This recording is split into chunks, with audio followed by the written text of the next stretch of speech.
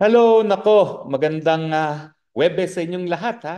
So nung huli nating Spokes Hour, ang ating pinag-usapan ano ba maging pagkakaiba kung manalo ang Trump o manalo ang Harris. At ngayong panalo na ang Trump, ang pag-usapan naman natin, ano ngayon talaga ang ibig sabihin nito? Sino ang mga nanalo? Sino ang mga talo sa Pilipinas sa pagka-presidente ni Trump? Well, syempre, ang unang tanong ko, ang una kong sasabihin, syempre, congratulations kay President-elect Donald Trump. Nagkaroon ako ng pagkakataon na ma-meet itong si President Trump nung nagkaroon ng ASEAN na summit sa Manila, no? So, nagkaroon kami ng bilateral with Trump. Tapos, kung naalala niyo yung bonggang-bonggang reception, no? Was the second time I was able to interact with President Trump, no? At ang nakita ko talaga doon sa usapan ng dalawang presidente, si President Trump at saka si Presidente Duterte, ay mukhang BFF material sila. Sandali lang naman talaga yung mga pag-uusap nila, pero alam mo, parehong frat boys eh. So parehong nagkaintindihan yung dalawa eh. No? Talagang on first name basis sila at saka mukhang kuha nila yung kiliti. So syempre, ang una-una kong sasabihin na panalo sa pagkapanalo ni Trump ay si dating presidente Rodrigo Roa Duterte. Mantakin nyo, si Presidente Duterte nangampanya pa para kay Trump. Wala siyang pakialam kung magalit si Biden. No? Alam niyo naman, talagang si Presidente Duterte, hindi yan malapit sa mga Democrats. Minura nga niya si Obama, di ba? Dahil kung ano nung sinasabi ni Obama tungkol sa kanyang human rights records. No? At minura niya. No? At mula noon, sarado na ang pag-iisip niya sa mga Democrats.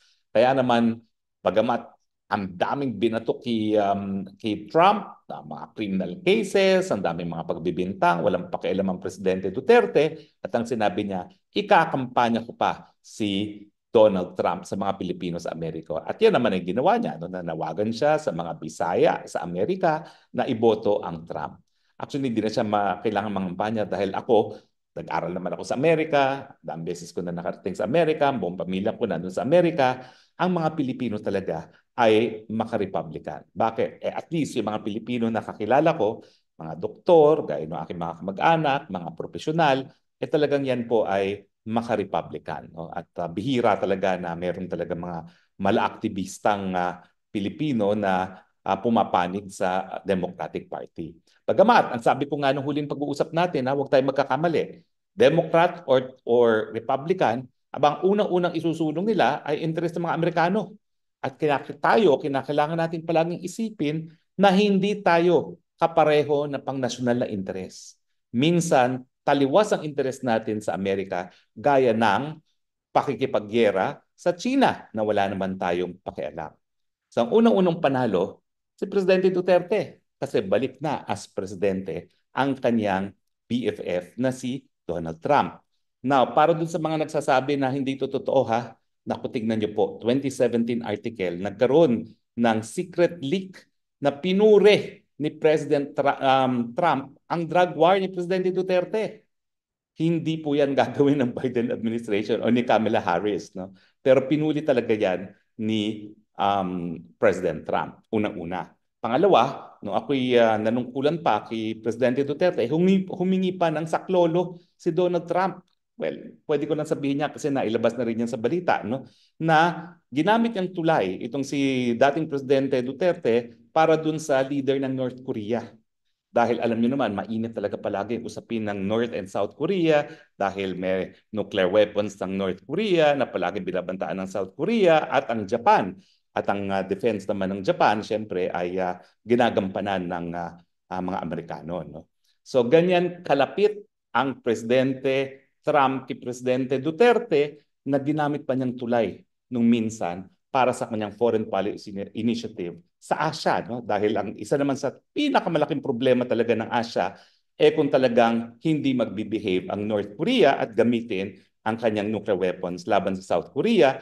At siyempre, pati tayo damay dyan.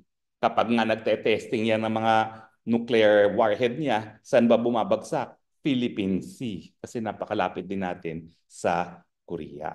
Now, dahil malapit nga ang dating Presidente Duterte kay Trump, anong ibig sabihin nito sa administrasyon ni PBBM? Well, sorry na lang si PBBM. Ang pinakamalaking loser sa pagkapanalo ni Trump, si PBBM. Alam mo kasi ang Republicans, conservative. Kita nyo ha, anti-abortion, anti-drugs. Kaya nga pinuri si President Trump.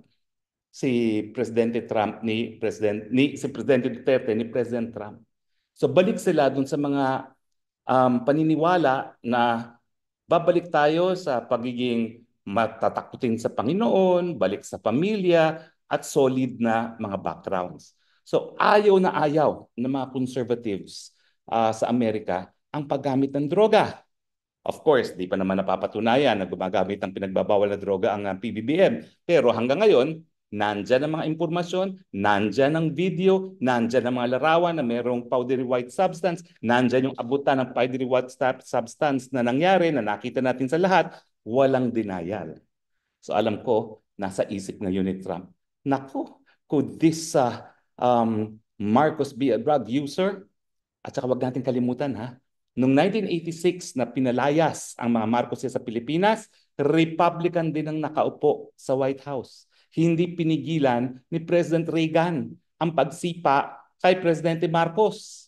Kaya talaga iba ang yung sense of security ni PBBM nung siya ay nakalapit kay Biden.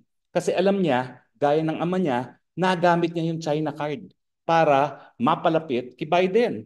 Kasi dahil nga ang Biden ay gusto supilin ang paglakas ng China sa pamamagitan ng paggamit ng dahas at talaga namang nag-aantay lang na pagkakataon na makipaggera ang mga Amerikano under Biden sa China, ayun, ginamit yan ni PBBM para mapalapit kay Biden. Paano? Sa pamamagitan ng pagpayag na magbukas ng 4 pang mga base militar ang mga Amerikano na malapit sa Taiwan.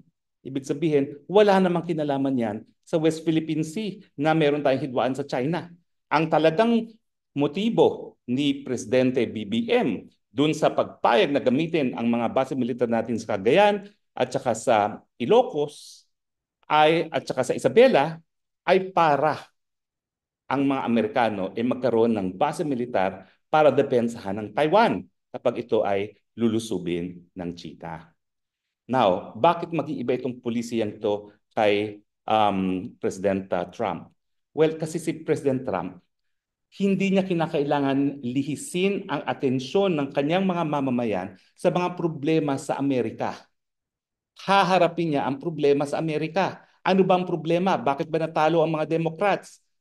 Siyempre, it's always about the economy, stupid. Pabalik-balik po ako sa Amerika at nakikita ko talaga, napakahirap ng buhay sa Amerika. Hindi ko nga alam kung bakit yung mga kapatid ko nananatili pa doon. No? Bagamat yung isang kapatid ko doktor, ayun, naintindihan ko, milyonaryo yun. Yung isang kapatid ko, executive, pero yung nurse at saka yung isang nagtatrabaho sa hotel, sabi ko, umuwi na kayo.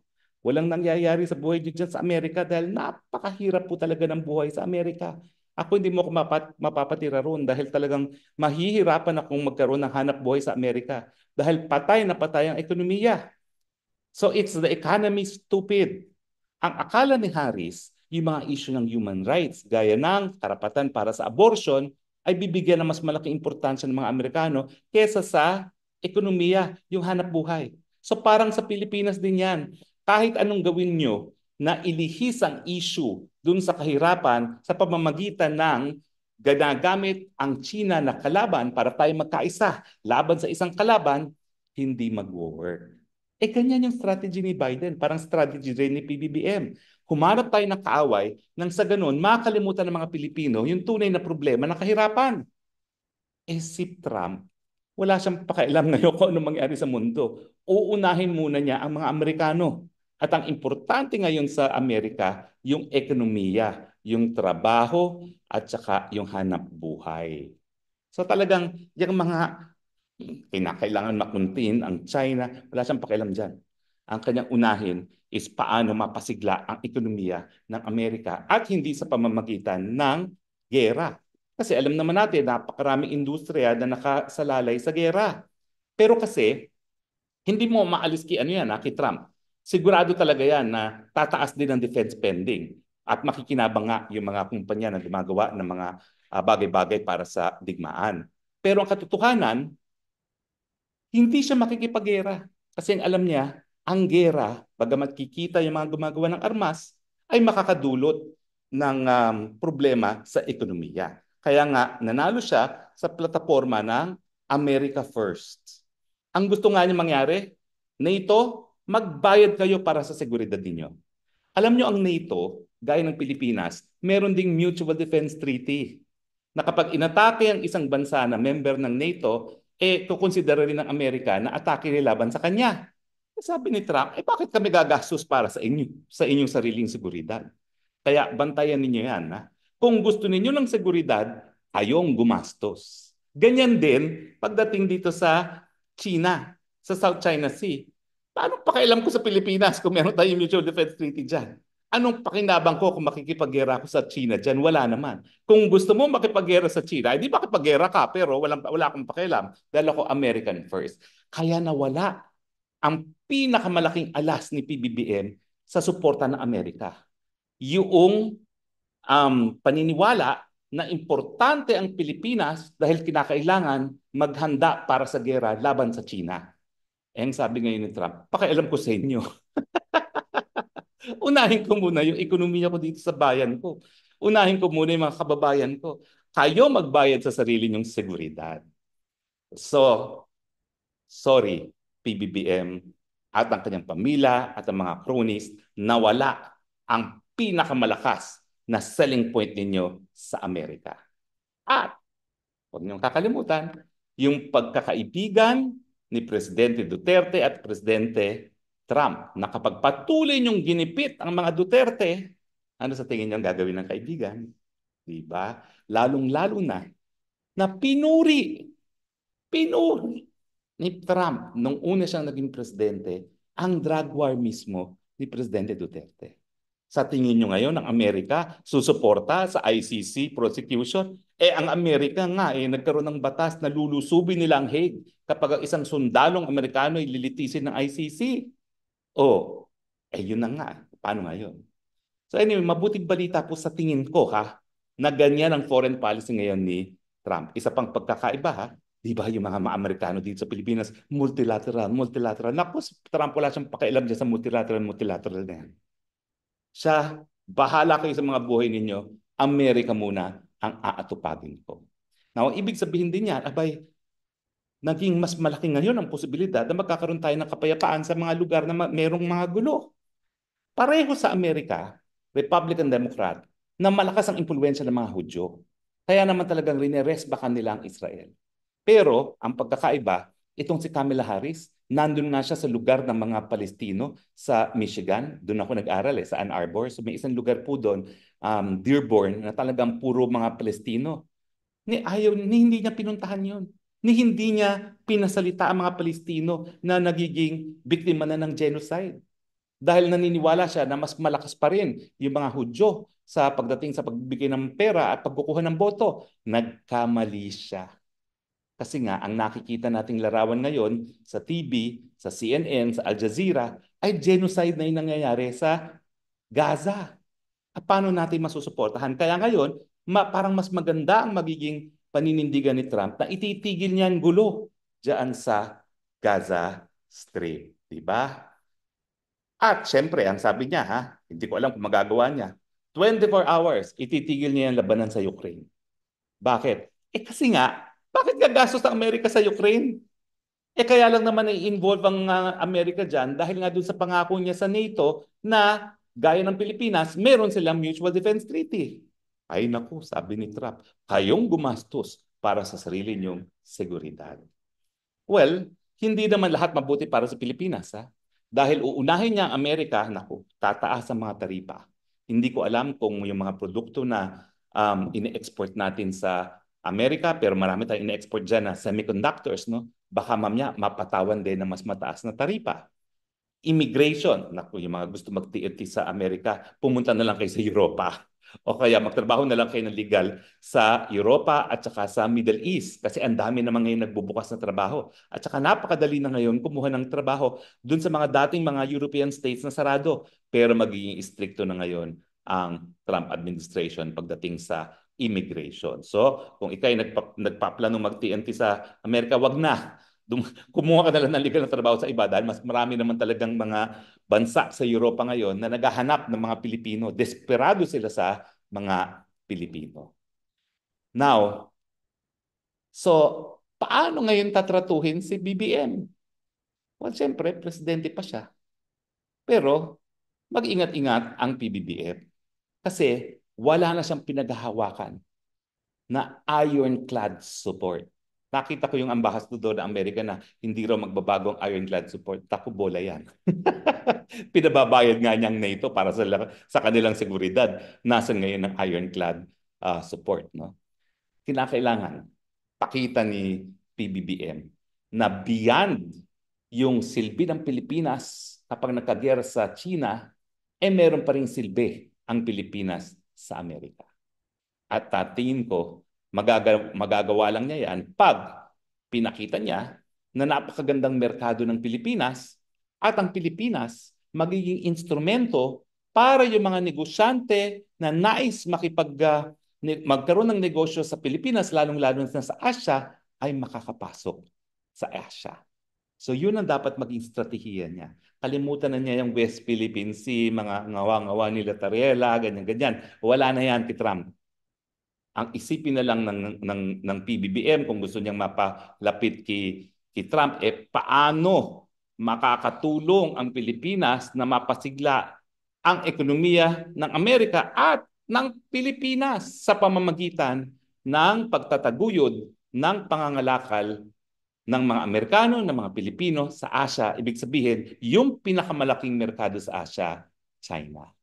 So China pa rin ang focus, pero ang selling point natin, paano natin matutulungan ang mga Amerikanong manggagawa na magkaroon ng mas mataas na kabuhayan para sa merkado ng Asia. Kasama dyan ang merkado ng China. Di ba? Well, alam nyo, maligaya ako. Hindi ko akalaing sa talambuhay ko na ako ay susuporta kay Trump. Pero ngayon lang talaga ako sumuporta sa Republican.